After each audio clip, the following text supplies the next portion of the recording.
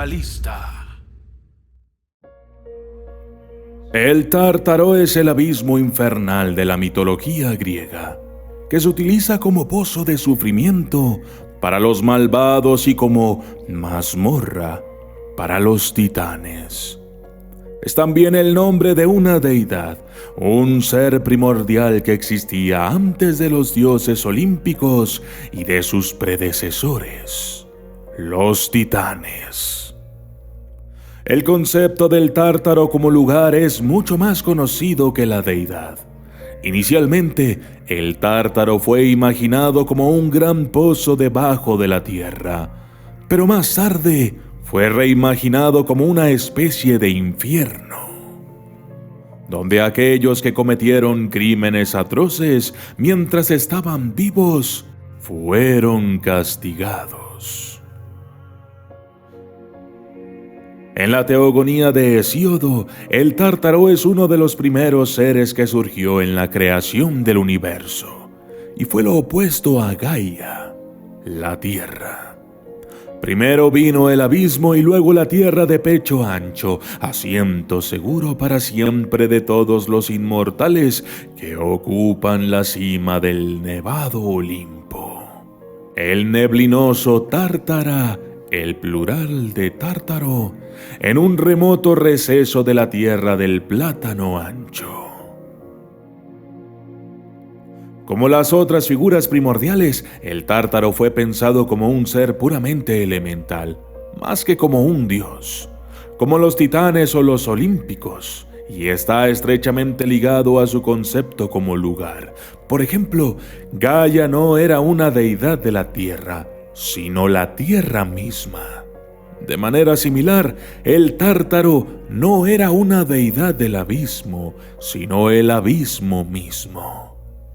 La diferencia entre las dos figuras es que Gaia ocupa un lugar más prominente en la mitología griega, particularmente en el mito que explica el ascenso al poder de Cronos y su derrocamiento de Uranos, su padre.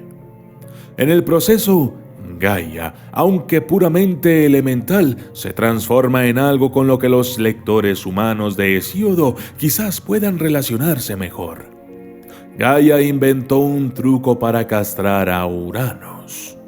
Habló con sus hijos, los titanes, y se alegró cuando Cronos aceptó llevar a cabo su plan. El Tártaro, por el contrario, no recibe este tipo de tratamiento en los mitos.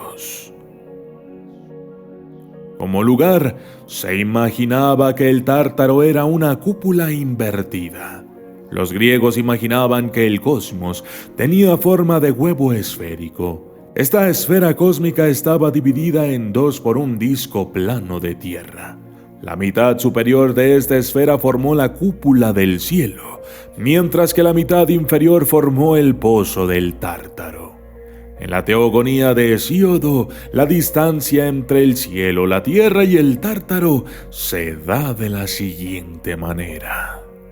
Tan lejos de la tierra como el cielo está de la tierra, porque de la tierra al Tártaro brumoso.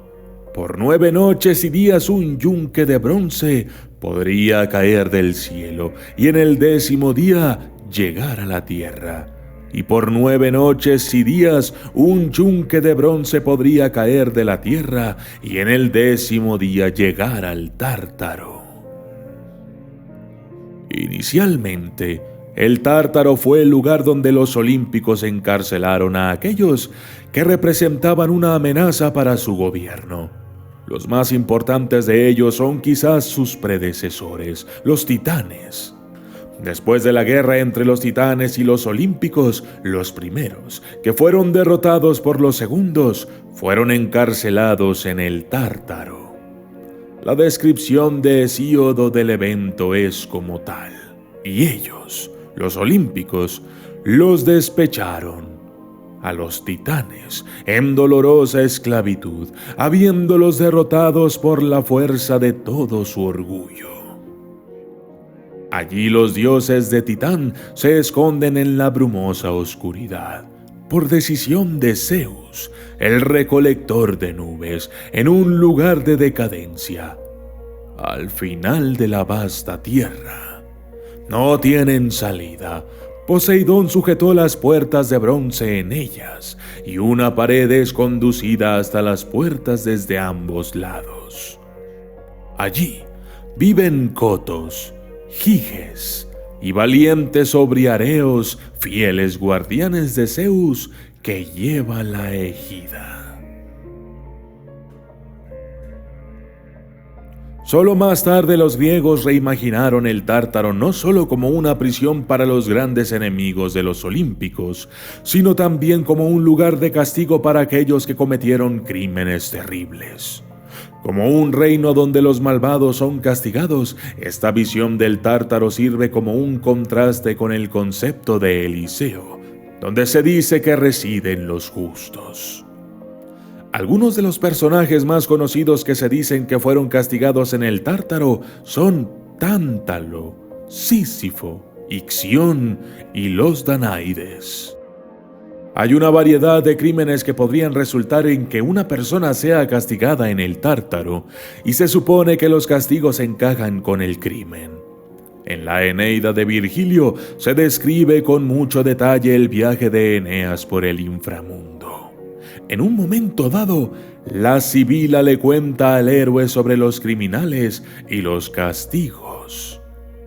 Inmersos en este lugar y esperando el castigo están aquellos que, en esta vida, odiaron a sus hermanos, golpearon a sus padres, defraudaron a sus dependientes, encontraron riqueza y la meditaron solos sin dejar de lado a sus parientes.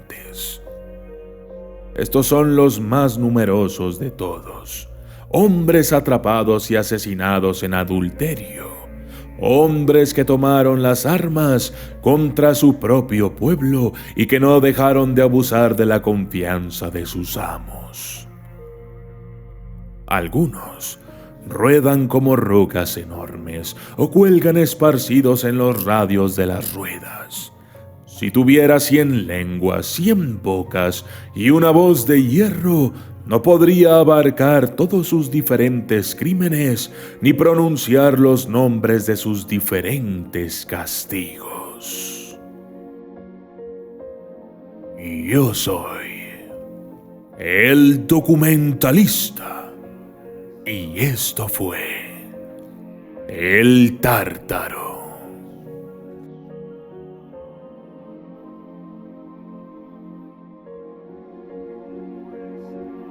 Saludos especiales para Eli Flo, Abraham Trejo Aguilar, Rebeca Márquez, Ulnay, Estela García, Minor Vela, Okami Roni, Valerio Díez, Juan Carlos Corona González, Samuel Yang, Cristian Paredes, Vidente Santiago, Esmeralda Torres, Catarina Lana Flores, Broca Castillo, David Zapata, Gabriel Machuca, Janina, Alexander Hernández y Pacos el More.